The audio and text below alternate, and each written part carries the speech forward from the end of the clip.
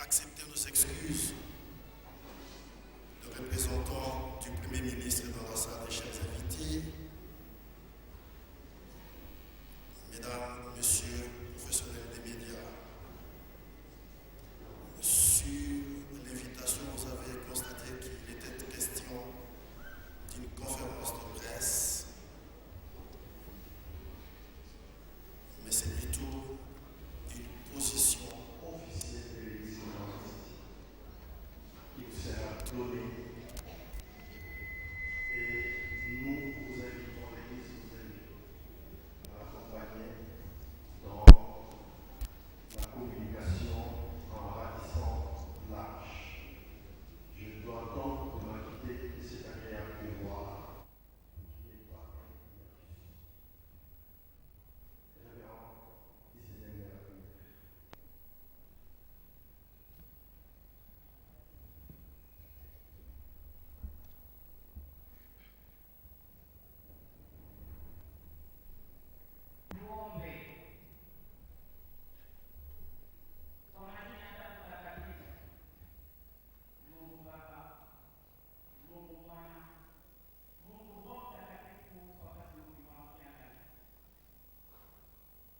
Mungu Baba, Mungu Mwana, Mungu Roho Mtakatifu. Amen.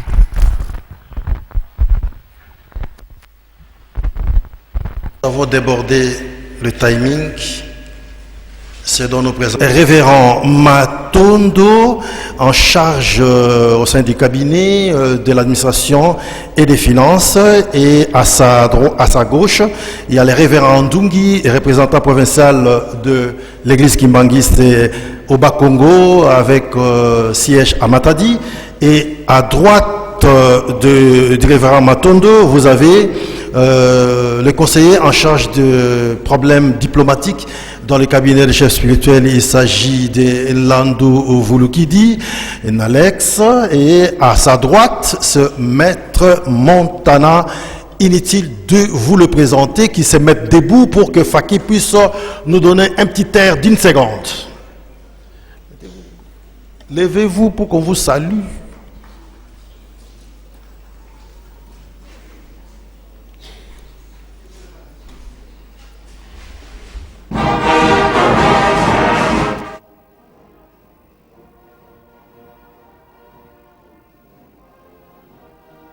Sur ma montre. Nous commençons avec un retard d'1 heure et 5 minutes. Un problème d'organisation matérielle. Excusez-nous. Je passe directement la parole au révérend Matondo Biei pour donner la position de l'église Kimbangiste. Révérend, vous avez la parole. Merci.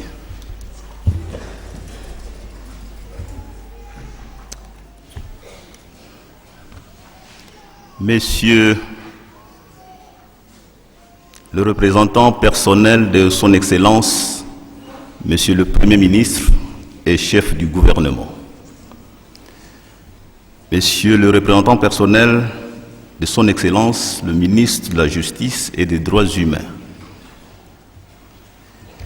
Messieurs les représentants des chefs d'état-major généraux, des FARDC et de la police nationale congolaise.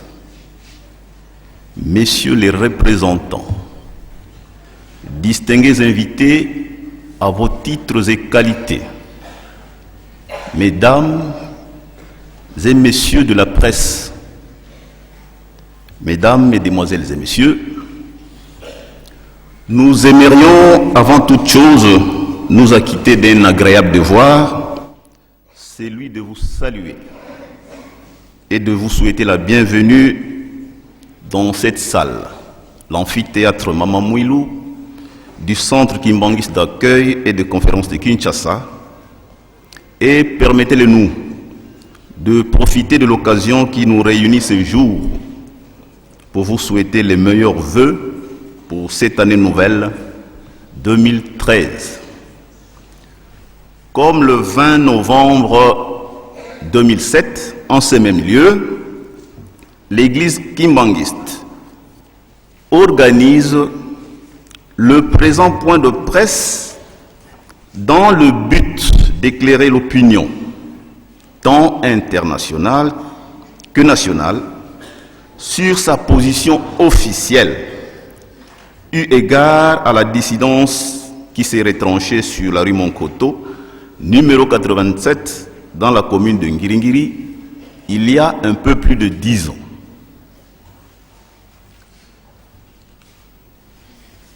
Cet éclairage mérite d'être fait sur la nature et les questions sous-jacentes, mais simples, qui expliquent fort malheureusement les tensions intestines inutiles et préfabriquées qui émaillent ici et là l'environnement kimbanguiste, l'environnement congolais et tout autre environnement à travers le monde où l'église kimbanguiste est implantée. L'église kimbanguiste, la seule institution universelle d'essence chrétienne, d'origine congolaise et africaine, fait la fierté et la dignité de la République démocratique du Congo, de l'Afrique et de l'homme noir, étant l'une des premières institutions confessionnelles indépendantes d'Afrique. Cette Église a obtenu son indépendance spirituelle et sa liberté de culte avant l'indépendance politique de la République démocratique du Congo. C'est vouloir dire que les indépendances politiques de l'Afrique avaient été précédées par l'indépendance spirituelle, ainsi que l'a confirmé son Excellence Joseph Kabila Kabange, président de la République démocratique du Congo et chef de l'État, dans son discours prononcé le 30 juin 2010 lors des festivités marquant le cinquantenaire de l'indépendance de la République démocratique du Congo, rendant ainsi hommage à Papa Simon Kimbangu en sa qualité de précurseur des indépendances africaines. Comme vous le savez, un peuple sans base, un peuple sans fondement spirituel est un peuple sans identité réelle, un peuple perdu et déséquilibré. L'histoire spirituelle de l'homme noir se trouve oubliée, méprisée, effacée. Du coup, ayant perdu son identité profonde, l'homme noir roule à bord d'un véhicule sans chauffeur. Il s'avère qu'aujourd'hui, beaucoup de nos contemporains, congolais et africains, ignorent l'histoire de leur pays et généralement de leur continent. Et ignorent l'histoire de celui-là même qui les a sortis de l'abîme de la servitude mentale, c'est-à-dire Papa Simon Kimbangu, l'envoyé spécial de notre Seigneur Jésus-Christ. La méconnaissance de cette grande figure, de ce grand personnage universel qui a façonné l'histoire du continent africain, nous conduit à la perte d'identité, à la perte de nos valeurs et donc au déclin. À titre illustratif, s'agissant des autres civilisations, c'est grâce au génie du christianisme que le monde occidental a connu son développement et que le monde arabe a connu le sien grâce à l'islam, etc., etc. Tandis que l'histoire du continent africain, partant de l'Afrique précoloniale, coloniale et post-coloniale montrent que notre identité spirituelle et culturelle a été aliénée, bafouée et remplacée. Jusqu'à présent, l'homme africain se recherche encore. Ce sont là les causes profondes des maux dont il souffre. Ainsi, comme nous le savons, le 6 avril 1921 a vu le jour un homme nouveau pour une société nouvelle. Simon Kimbangu déclencha un mouvement religieux de veille spirituelle qui a permis à l'homme de se réveiller de son sommeil colonial, ce qui a entraîné son émancipation totale. Le mouvement de Simon Kimbangu allant de 1921 à 1959, année de sa reconnaissance comme première église indépendante noire d'Afrique, a servi de socle pour la libération de l'homme noir en particulier et de l'homme opprimé en général. Elle est totalement apolitique. Membre du Conseil œcuménique des églises depuis 1969, membre de la Conférence des églises de toute l'Afrique, ainsi que de l'Organisation des églises indépendantes d'Afrique depuis 1974, l'église kimbanguiste fait partie de la grande famille chrétienne, affirmant ses spécificités et son identité et tolérant celle des autres.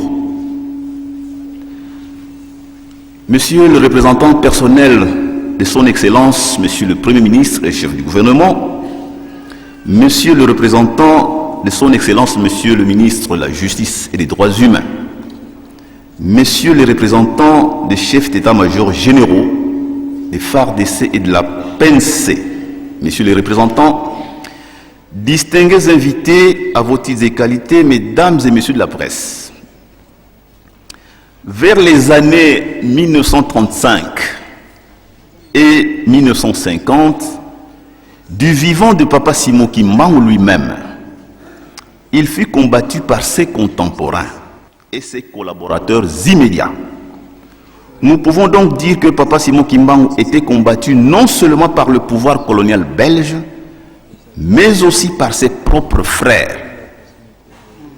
Pour mieux comprendre les vagues de dissidence, dont celle de Monkoto d'aujourd'hui, et éclairer l'opinion sur la position exacte de l'église kimbanguiste en la matière, nous examinerons l'histoire qui semble d'ailleurs se répéter en la découpant en différentes périodes. Première période, la première dissidence qui va de 1959 à 1962. 2. La deuxième dissidence ou la révolte des neveux de Papa Simon Kimbangu. Ça, c'est entre 1963 et 64. 3. Le déclenchement de l'actuelle dissidence. Bien évidemment, au milieu de tous ces thèmes, il y aura des sous-thèmes. Nous commençons par la première dissidence de 1959 à 1962. Aussitôt après la reconnaissance officielle de l'église kimbanguiste par le pouvoir colonial belge, le 24 décembre 1959, les velléités d'accaparement du pouvoir et les ambitions des anciens collaborateurs de Papa Simon Kimbangu avaient débuté. Et ce fut le déclenchement de ce phénomène de la dissidence au sein de l'église kimbanguiste, qui est l'expression des assoiffés du pouvoir. C'est à partir de ce moment-là que l'église kimbanguiste fut secouée par ces agitateurs qui s'arrogeaient le droit à la succession pour avoir été relégués vers Papa Simon Kimbangu. Ils avaient ainsi exprimé ouvertement leur mécontentement à la désignation de Papa Diangenda Joseph en qualité de chef spirituel. Pourtant choisi par Papa Simon Kimbangu dans son pouvoir discrétionnaire.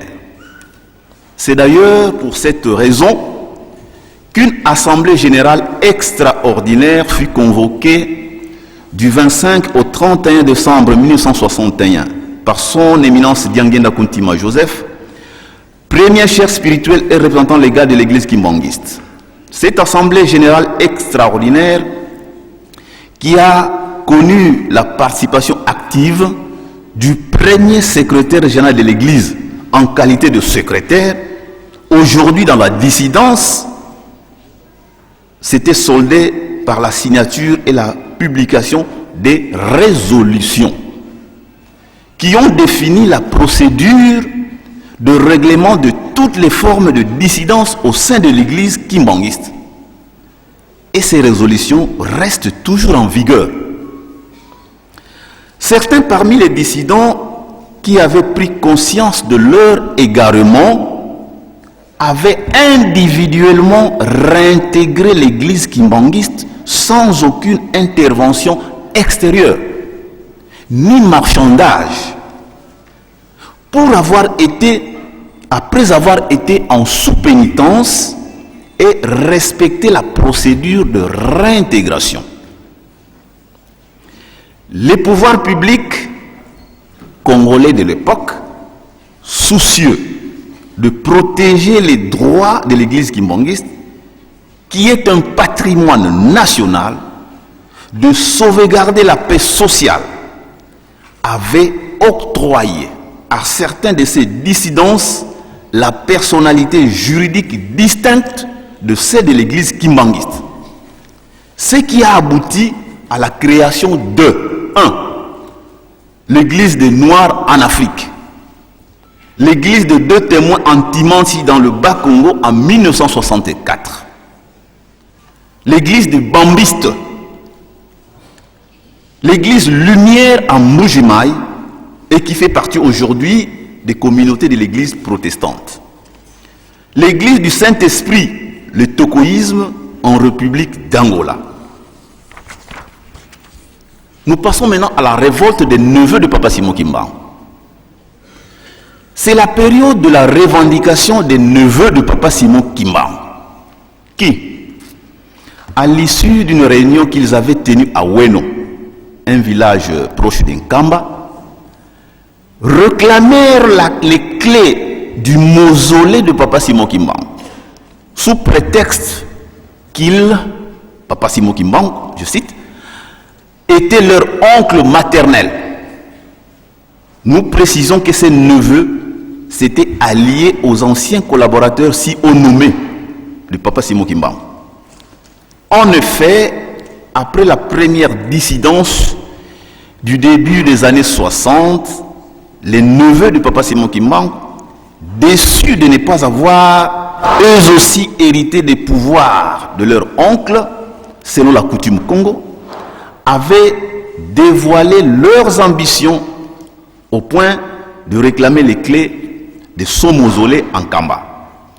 La réponse de l'église kimbanguiste était sans embâche et c'est la suivante. Si vous voulez que l'église vous remette les clés du mausolée, vous devez dédommager les 37 000 familles déportées ainsi que les 150 000 martyrs morts pour cause du kimbanguisme. Vous devez inventorier et évaluer toutes les infrastructures bâties par les kimbanguistes pour le leur rembourser. Et l'Église leur avait rappelé qu'ils n'étaient pas les ayants droit d'Nkamba. Parmi eux, il y a 2 qui sont en vie et 2 sont décédés. À ces neveux, l'Église avait également fait savoir que c'est elle, l'Église, qui avait procédé à l'exhumation du corps de Papa Simon Kimbangu et que c'est aussi elle qui a construit son mausolée en Kamba et non la famille. Ceci revient à dire que Nkamba appartient à l'Église et personne dans la famille ne peut la réclamer. Comme si cela ne suffisait pas, ces mêmes neveux qui ont gravement tourmenté nos papas je cite Papa Kisolo Kelo Charles, Papa Dialungana Kiangani Salomon et Papa Diangenda Kuntima Joseph, sont devenus des complices des anciens collaborateurs de ceux-ci. En outre, ayant constaté leur turpitude, l'Église avait décidé de supprimer le programme de la partie sociale des cultes kimbanguistes. Dans le programme de la partie sociale des cultes kimbanguistes, la rubrique réservée à la salutation de membres de la famille Simon Kimbang, de façon à prévenir les tendances séparatistes, les tendances de domination et d'accaparement de l'institution par les membres de la famille. Comme on peut le constater, la tâche n'était pas facile aux 3 fils de Papa Simon Kimbang, car ils furent combattus à la fois par les collaborateurs de leur père ainsi que par leurs propres collaborateurs. Mais grâce à l'intervention des autorités politico-administratives de l'époque, celles-ci ont pesé de leur poids pour sauvegarder l'héritage spirituel universel nous légué par Papa Simon Kimbangu. Dès lors, Papa Simon Kimbangu n'appartient plus à la famille biologique, comme l'avait fait Jésus-Christ, mais plutôt à la grande famille chrétienne universelle. Voici les signes précurseurs de la dissidence d'aujourd'hui, qui vont de 1990 à 2002.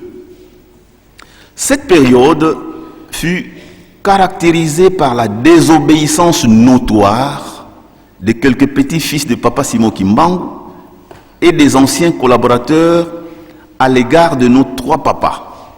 Ces petits-fils commencèrent à se disputer le leadership de l'Église. Entre 1990 et 1992, les anciens collaborateurs de Papa Diangenda, toujours en dissidence aujourd'hui, avaient poussé certains petits-fils de Papa Simon Kimbangu à prendre en otage la résidence de Monkoto en reconstruction. Profitant du séjour médical de Papa Diangenda en Europe, ces anciens collaborateurs ont assiégé la dite résidence qu'ils avaient transformée en base de réunion occulte de leur état-major. À son retour, Papa Diangenda refusa publiquement, lors d'un culte dominical ici au centre d'accueil kimbanguiste, en présence de Papa Dialungana Salomon, de réceptionner les clés de sa maison reconstruite, déclarant: je ne peux plus retourner dans cette maison, car la mienne, quand bien même qu'elle fût petite et modeste, n'avait pas de pareil au monde. Vous avez détruit mes antennes de contact avec mon père. Désormais, je deviens locataire à la résidence Chenouda 3 du centre d'accueil kimbanguiste. Fin de citation. Donc, Papa Diangenda avait fui cette maison de Monkoto pour n'y jamais retourner jusqu'à la fin de sa vie. Après le décès du premier chef spirituel, certains parmi les dissidents d'aujourd'hui s'étaient emparés des entités ecclésiastiques de l'Église. C'est le cas de l'Église kimbanguiste en République du Congo, prise en otage par un de petits-fils, et celle de l'Angola par un pseudo-petit-fils réclamant de cette qualité. Ces derniers, donc les petits-fils, interdisaient aux kimbanguistes un pèlerinage pendant qu'ils géraient les entités parce qu'ils s'identifiaient en Kamba. L'un d'eux affirmait même qu'ils étaient tous égaux. Et ils sont allés jusqu'à modifier un des slogans chers à l'Église qui dit: nous sommes derrière vous. Et eux avaient transformé: nous sommes avec vous. S'agissant de la soumission des kimbanguistes à leur chef spirituel. À l'annonce du décès du deuxième chef spirituel et représentant légal, Papa Dialungana Kiangani, le jeudi 16 août 2001, ici au centre Kimbangis d'accueil et de conférences de Kinshasa, le dernier secrétaire général, actuellement en dissidence, déclara publiquement devant la dépouille du cher spirituel qu'à dater de ce jour, tous les petits-enfants, les petits-fils de Papa Simon Kimbangu deviennent de facto des papas. Ce qui signifie qu'ils sont devenus tous des chefs spirituels. En pleine période de deuil, un de petits-fils assoiffés du pouvoir s'est fait imprimer des t-shirts à son effigie avec mention chef spirituel. Après l'enterrement, comme l'exige la tradition kimbangiste, les collèges des 3 pays, je cite, de la République démocratique du Congo, de la République d'Angola et de la République du Congo, ainsi que tous les grands clergés, attendaient l'annonce du successeur, conformément aux instructions y afférentes. Aussitôt que Papa Simon Kimbangu Kiangani fut annoncé comme chef spirituel, quelques petits-fils s'y étaient vertement opposés, rejetant ainsi les instructions laissées par leur père et désertèrent Nkambo. Les signes visibles furent le montage des plans machiavéliques de récupération de la gestion de l'Église après le départ de nos 3 papas et la répartition de l'Église en zones d'influence gérées par chaque petit-fils. L'Église serait partagée comme un gâteau au seul profit de ces petits-fils ambitieux. Face à ce désordre et à cette tentative de déstabilisation de l'Église, comme ce fut le cas en 1961 avec Papa Diangenda, l'Église avait, conformément à ses statuts, convoqué l'Assemblée générale extraordinaire du 7 au 21 octobre 2002 en Kamba, Nouvelle-Jérusalem. On y avait examiné en profondeur sa situation générale, scrutant chaque fois les Écritures saintes et répondant à toutes les questions patentes de l'heure et les solutionnant au passage. Les résolutions issues de cette Assemblée générale extraordinaire ont permis l'assainissement structurel et administratif de l'Église kimbangiste.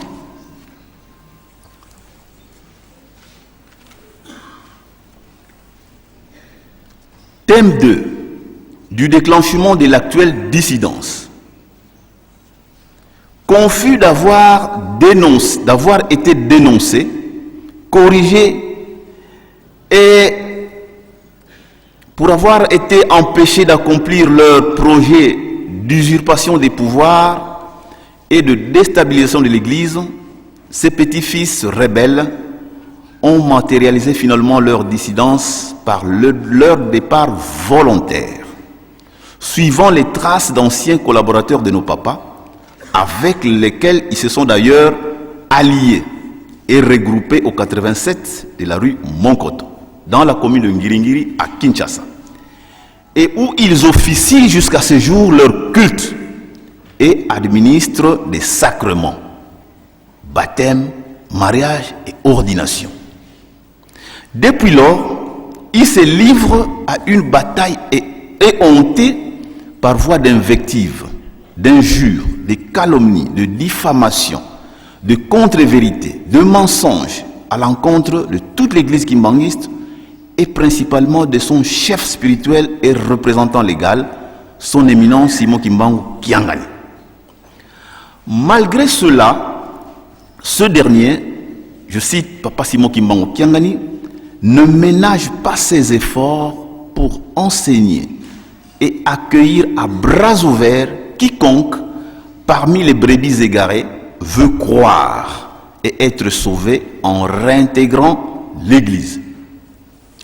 Outre les raisons succinctement avancées, il y a lieu de retenir autres manquements. 1. la désobéissance à la ligne de conduite relative à la procédure de succession telle qu'elle avait été tracée depuis 1921 par Papa Simon Kimbangu, qui a conduit à la désignation en 1958 de Papa Diengenda Joseph comme premier chef spirituel de l'église kimbanguiste. Cette ligne de conduite avait été relayée par les enfants de Papa Simon Kimbangu. S'agissant de la désignation en 2001 de son éminence Simon Kimbangu Kiangani, l'actuel chef spirituel et représentant légal. 2. Refus d'accepter et de reconnaître celui-ci comme chef spirituel et représentant légal. 3. L'ambition affichée et démesurée des dissidents de Monkoto, précisément les petits-fils et les petites-filles de Papa Simon Kimbangu, de vouloir absolument être des chefs spirituels adjoints. De la différenciation entre la famille et l'église. Il convient de rappeler que l'église kimbanguiste fait une nette différence entre elle, en tant qu'institution religieuse, et la famille, qui est une entité sociale et coutumière. Elle ne partage donc pas les velléités d'accaparement familial de l'église telle qu'exprimée par les dissidents de Monkoto. Et nous précisons à ce propos que le chef spirituel de l'église kimbanguiste n'est pas le chef de famille, coutumièrement parlant. Il y a bel et bien un chef de famille qui s'occupe de leurs problèmes familiaux.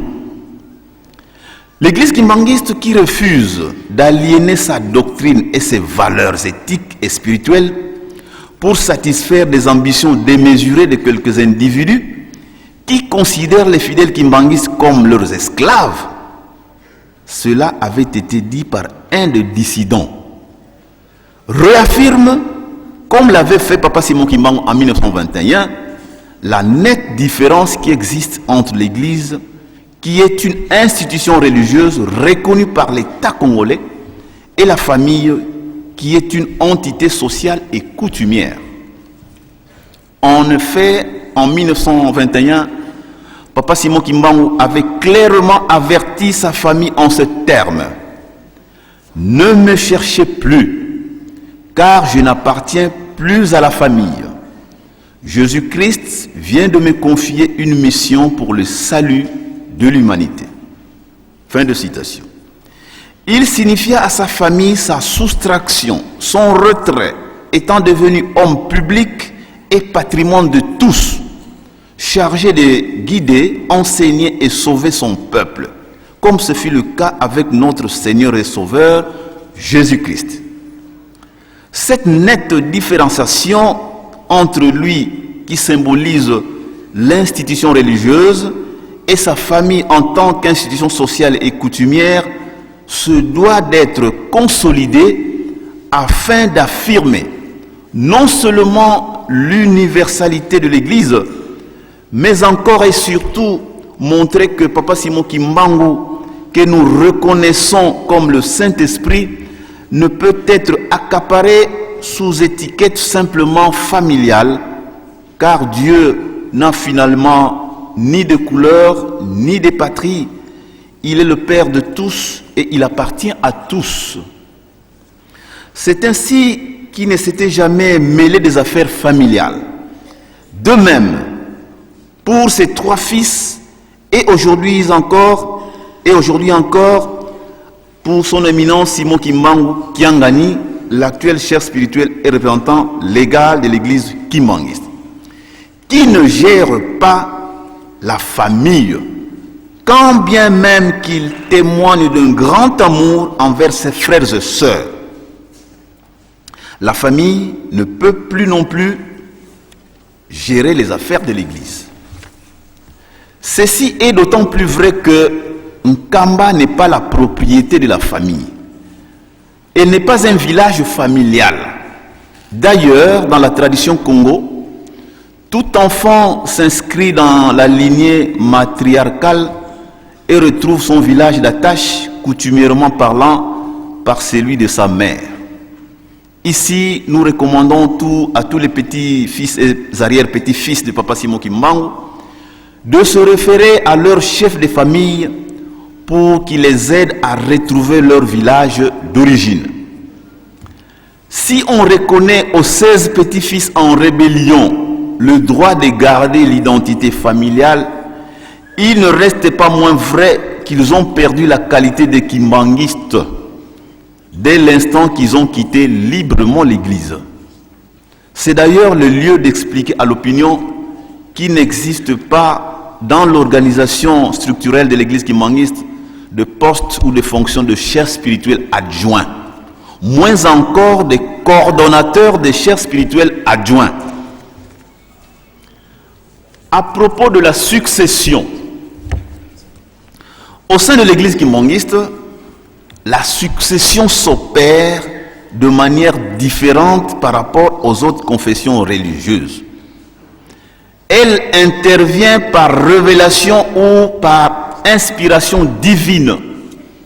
Et c'est le chef spirituel en fonction qui désigne son successeur par son pouvoir discrétionnaire. La question de la succession n'est soumise ni à un débat, ni à un vote. Il ne constitue même pas un problème au sein de l'Église kimbanguiste.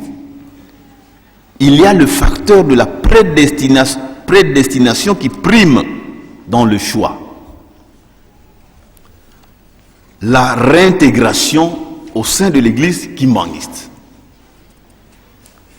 C'est en vertu du principe religieux et ecclésiastique d'acceptation volontaire, de libre adhésion et de soumission à son Dieu que l'Église institue la procédure hautement spirituelle de réintégration à l'égard de ceux ou celles qui quittent volontairement l'Église, tant est qu'ils perdent de facto le sceau kimbanguiste.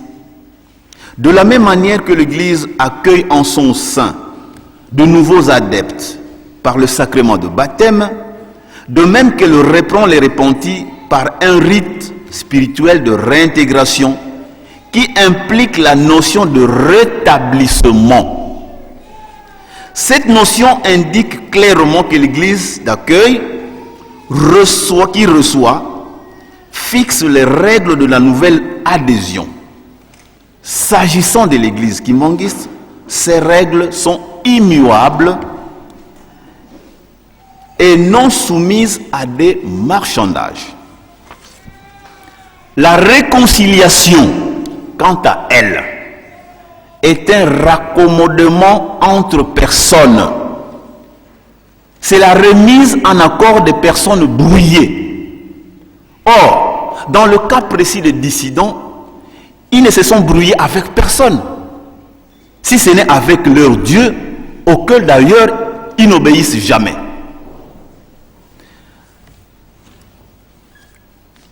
Et comme on ne se réconcilie jamais avec son Dieu et qu'on lui est soumis, c'est la réintégration qui est la procédure appropriée dans le domaine spirituel. Car le problème des dissidents n'a nullement un caractère familial, sentimental ou social. L'Église kimbanguiste réaffirme que le salut est individuel. Il n'est pas une affaire de corporation, sous quelque forme que ce soit. Elle rappelle que l'on devient kimbanguiste par le baptême. On perd cette qualité quand on quitte volontairement l'Église. Nous ne cessons de rendre publique la procédure de réintégration au sein de l'Église kimbanguiste à l'intention de tous ceux qui veulent la réintégrer dans l'ordre et la discipline. Voici la procédure de réintégration telle que dictée par l'Assemblée extraordinaire du 25 au 31 décembre 1961 et dont les résolutions ont été signées par son éminence Papa Diangenda Kuntima Joseph ainsi que par le secrétaire général de l'époque, aujourd'hui dans la dissidence. Premièrement, l'intéressé doit s'inscrire à sa paroisse de résidence auprès du pasteur communal ou sectionnaire. Il doit déclarer qu'il n'y a qu'un chef spirituel et représentant légal. Il doit s'engager à respecter les statuts, les règlements et les résolutions de l'église kimbangiste. À la réintégration, on redevient un simple chrétien, quel qu'en ait été ses titres précédents. Il est soumis, donc le repenti, le réintégré, est soumis à une période d'observation de 10 ans avant d'accéder à des fonctions ecclésiastiques, de peur qu'il ne retombe dans la rébellion. Pour les anciens responsables, les meneurs, ils doivent s'engager par écrit qu'ils ne retomberont plus dans les mêmes erreurs, et leur réintégration est organisée pendant les 3 grandes fêtes de l'année, à savoir le 6 avril, le 8 juillet et le 12 octobre de chaque année. À propos des différents imaginaires évoqués par certains, l'église kimbangiste déclare haut et fort qu'il n'y a pas de différent au sein en son sein. Il n'y a ni crise, ni schisme, et la guerre des communautés. L'église kimbangiste est indivisible. Le départ volontaire de quelques-uns de ses membres, avec à la tête un groupe d'activistes, ne signifie pas qu'il y a absence d'unité et de cohésion au sein de l'église kimbangiste. Bien au contraire, entre 2 combats menés de l'intérieur comme de l'extérieur contre le chef spirituel et représentant légal, son éminence Papa Simon Kimban Kiangani, derrière lequel sont rangés tous les kimbangistes, les réalisations et les actions témoignent plutôt d'une grande unité au sein de l'Église. Monsieur le représentant personnel de son Excellence, Monsieur le Premier ministre et chef du gouvernement, Monsieur le représentant personnel de son Excellence, Monsieur le ministre de la Justice et des Droits humains, Messieurs les représentants personnels des chefs d'état-major généraux des FARDC et de la police nationale congolaise, distingués invités à vos titres et qualités, mesdames et messieurs de la presse, mesdames, mesdemoiselles et messieurs, de tout ce qui précède, voici le sens profond de notre appel et des conclusions que nous adressons aux autorités publiques, tant nationales qu'internationales, et devant l'opinion prise à témoin, compte tenu de la tournure que prennent les événements internes, avec des radicalisations affirmées de la dissidence. Premièrement, l'église kimbangiste qui est non violente, nous disons bien non violente, qui prône l'amour du prochain, la fraternité, la justice et l'égalité entre le peuple sans discrimination aucune, réaffirme son respect à l'autorité étatique établie et revendique légitimement son droit au respect et à la dignité telle qu'elle les rend si bien aux autres. L'Église demande très respectueusement et avec considération à l'autorité publique de la République démocratique du Congo des mesures de sauvegarde ci-après. Pour éviter la confusion, le désordre et l'anarchie qui risquent de perturber l'ordre public, elle demande au gouvernement de la République 1. La poursuite de l'exécution des arrêtés numéro 204 et 205 CAB/MIN/J 2009 du 4 décembre 2009 pris par le ministère de la Justice et des Droits humains le 4 décembre 2009, demande l'octroi à la dissidence d'une personnalité juridique distincte à celle de l'Église kimbanguiste, conformément à la loi sur les associations sans but lucratif.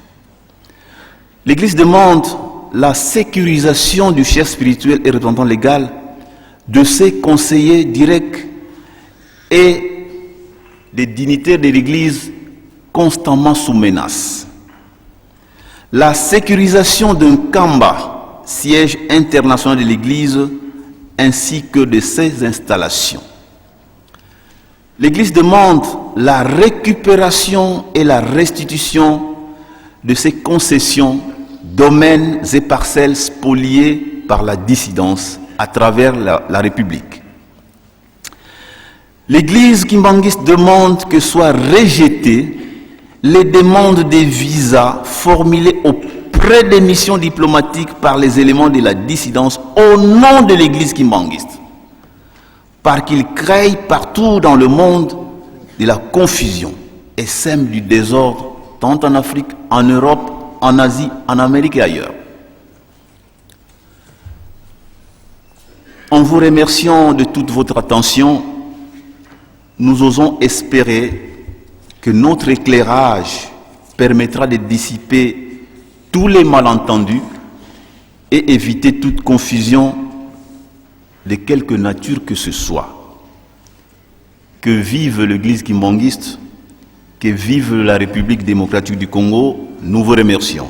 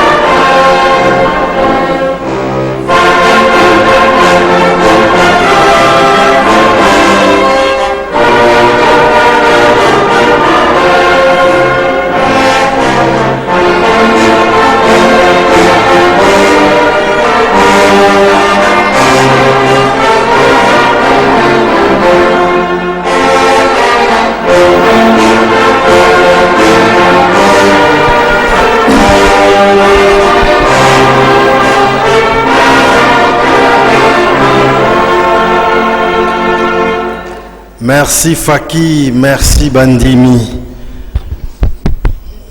Ça signifie que vous êtes de cœur avec Nkamba. Nkamba qui nous a reçus hier. Nous avons fait un aller-retour pour recevoir les instructions du chef.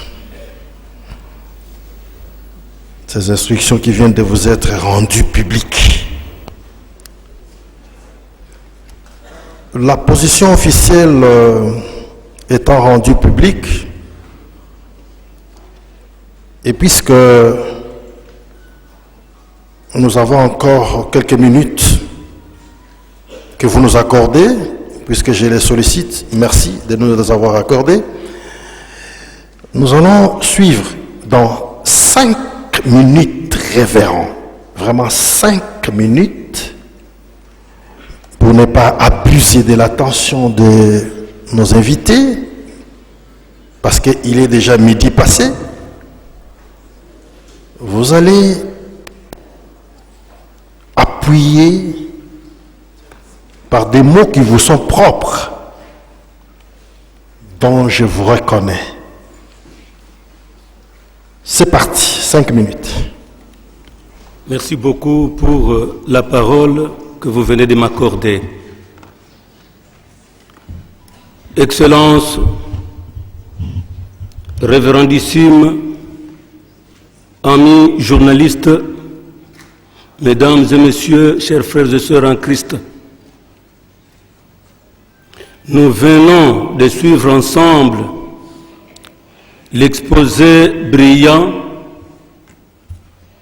qui a pour thème point de presse pour expliquer et expliciter la position officielle de l'Église kimbanguiste en ce qui concerne la dissidence bien connue qui porte le nom de 26 égale 1 ou mon cotiste.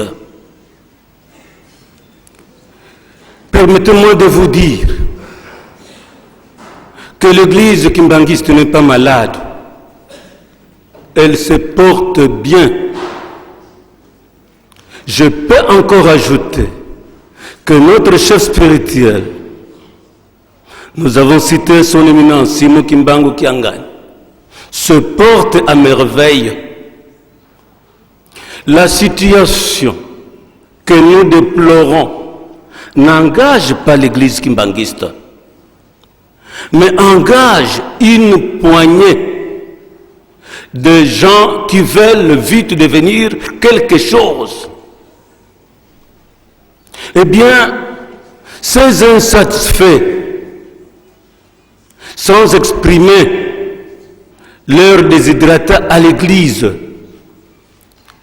se sont soustraits subrepticement. Ma question est celle de savoir, est-ce que nos frères et sœurs qui ont jeté, bafoué la voie sotériologique, la voie du salut que nous avons héritée de notre Maître le Seigneur Jésus-Christ, est-ce qu'ils savent réellement la définition réelle de l'Église? Ou ils veulent définir l'Église par leurs propres mots? Moi, je l'ai suivi, autant que vous-même. L'Église est foncièrement différente d'un clan, d'un pouvoir coutumier. L'Église, rien que par ce concept, ecclésia, ne voyez-vous pas que ce terme est bipolaire? Il y a le préfixe ek, que je vais définir, qui veut dire hors de, et l'autre qui est le verbe kalein, c'est-à-dire appeler. Nous les chrétiens, nous l'Église, nous ne sommes pas de ce monde tout en étant dans ce monde. Nous devons d'abord savoir que l'Église, si réellement l'Église kimbanguiste veut demeurer chrétienne, mais il y a des principes. Ces principes sine qua non sont les suivants. L'Église doit être apostolique, du verbe apostolei. On ne peut pas s'accaparer le pouvoir sacerdotal comme si l'on devenait des catcheurs. Non. Il faut attendre que le sommet stratégique de l'Église te désigne et t'envoie en mission. Parce que, avec notre Seigneur Jésus-Christ, les disciples avaient connu un bon bout de temps sans avoir le titre d'apostolicité. Alors, moi je pense que si nos frères moncotistes savaient les attributs de l'Église, je venais déjà de révéler un parmi tant d'autres, de l'apostolicité. L'Église, si nous sommes un tout, avec d'autres églises qui existent, alors il faut que notre Église aussi soit sainte, dépourvue de souillure. Mes chers frères et sœurs, ce n'est pas en drainant l'Église par des décisions coercitives que l'Église va laisser son orthodoxie et s'accoupler aux coutumes nous léguées par nos ancêtres. L'Église kimbanguiste ne cédera jamais un seul instant à de telles euphories trompeuses. L'Église kimbanguiste doit aussi garder sa catholicité, son universalité. Ce n'est pas l'Église kimbanguiste tout simplement d'Nkamba, mais c'est une Église qui incorpore en son sein les Africains, les Européens, les Américains, pour ne citer que cela. Nous devons observer l'unité, mais aussi l'unicité de l'Église. Mais il faut qu'elle soit aussi prophétique. C'est l'Église una et sancta, une et sainte. C'est pourquoi nous voudrions que l'Église kimbanguiste alors,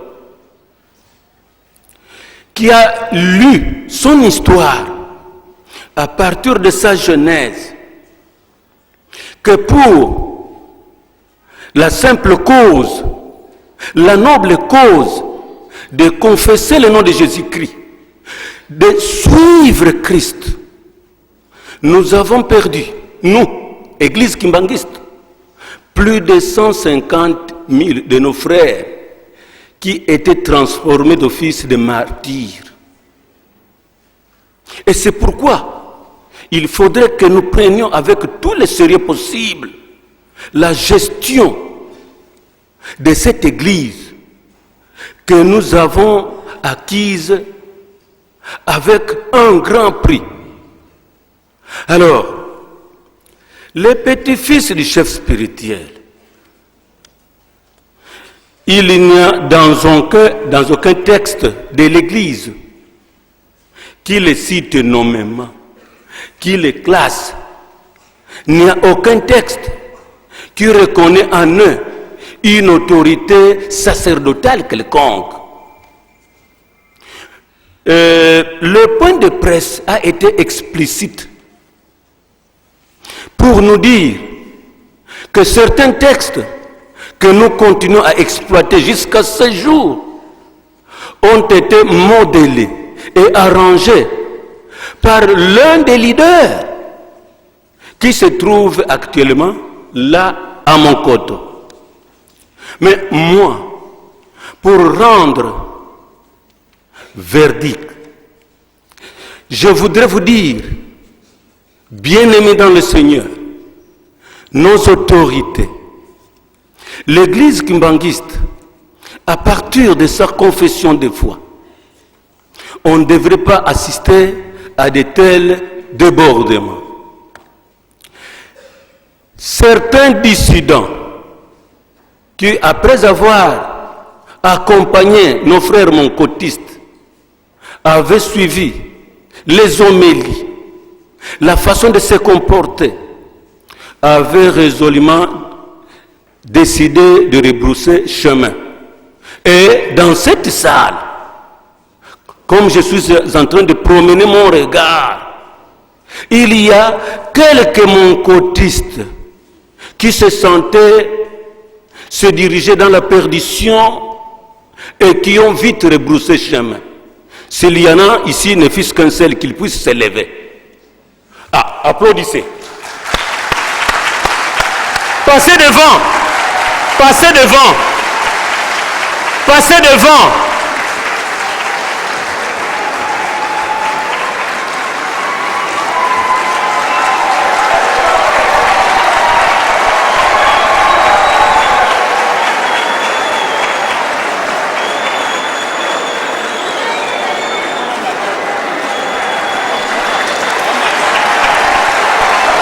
En tout cas, montez ici du haut de la tribune, montez ici.